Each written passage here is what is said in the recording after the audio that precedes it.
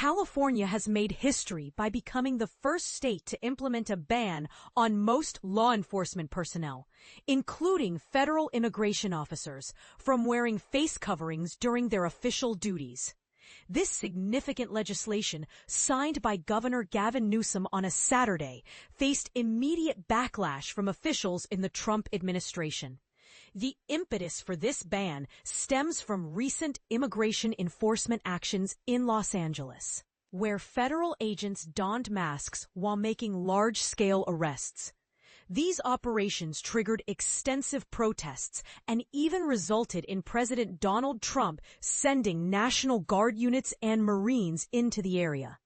At a press conference in Los Angeles, where the bill was signed in the presence of state lawmakers, educators, and community advocates, Governor Newsom highlighted California's distinctiveness, noting that an impressive 27% of its population consists of immigrants. "We take pride in that diversity. It is what enriches California and indeed America. However, this diversity is under threat," he remarked.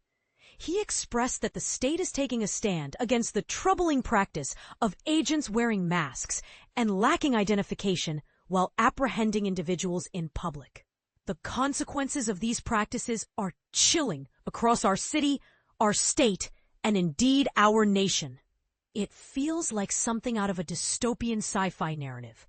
Unmarked vehicles, masked individuals, and the real fear of people disappearing without due process. In a democracy, everyone has rights, including immigrants, and we have the obligation to defend these rights. That is our goal today," he stated. Yet, questions remain about how the state will be able to enforce this ban, especially towards federal officers.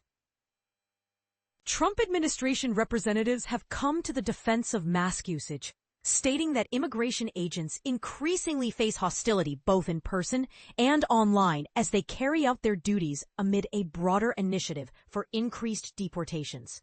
They argue that concealing their identities is essential for safeguarding the agents and their families. Bill Eseli, who serves as the acting U.S. Attorney for Southern California, commented on the social media platform X, asserting that the state lacks jurisdiction over federal entities and that he has informed relevant agencies that the mask prohibition does not influence their operations. "Our agents will continue to safeguard their identities," he affirmed. He criticized Newsom's comments, suggesting that they implied a threat against Homeland Security Secretary Kristi Noem, and indicated that such remarks should be taken seriously. In response, the Secret Service stated they couldn't address the specifics of the case, but must investigate any potential threats to government officials. Tricia McLaughlin, an Assistant Secretary for Public Affairs at Homeland Security, condemned the legislation as despicable and a blatant attempt to jeopardize officer safety.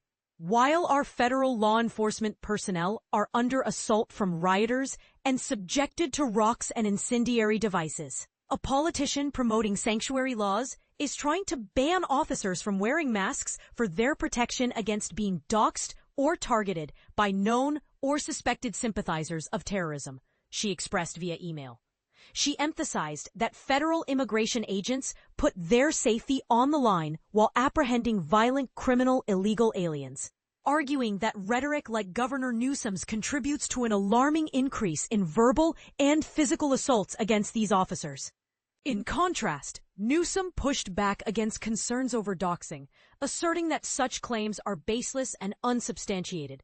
"There's a belief that assaults on officers have surged exponentially, but they have failed to present any reliable data to back this up. What they offer is merely disinformation and maneuvering," he countered. The newly enacted law outright bans a variety of face coverings, including neck gaiters and ski masks, for both local and federal officers, particularly immigration enforcement personnel, while they conduct their official duties. There are exceptions made for undercover operatives, medical face masks like N95 respirators, and tactical gear. It does not extend to state police. In light of similar actions across the country, Democrats in Congress and lawmakers in various states, ranging from Tennessee to New York, have proposed comparable bans on masks. Advocates of the California law argue that it is particularly crucial in the wake of the Supreme Court's recent ruling allowing the Trump administration to resume its expansive immigration enforcement in Los Angeles. Their goal is to enhance public faith in law enforcement while preventing impersonation crimes from happening.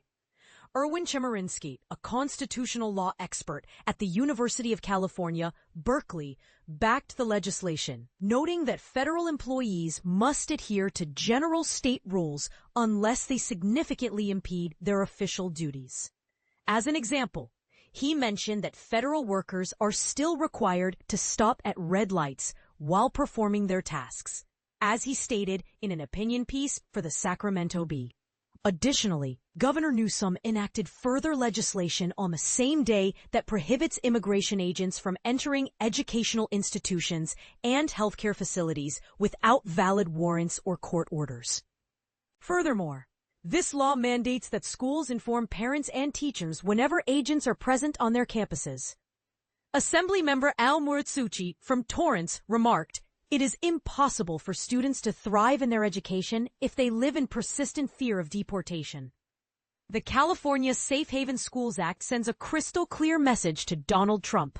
Keep ICE out of our schools.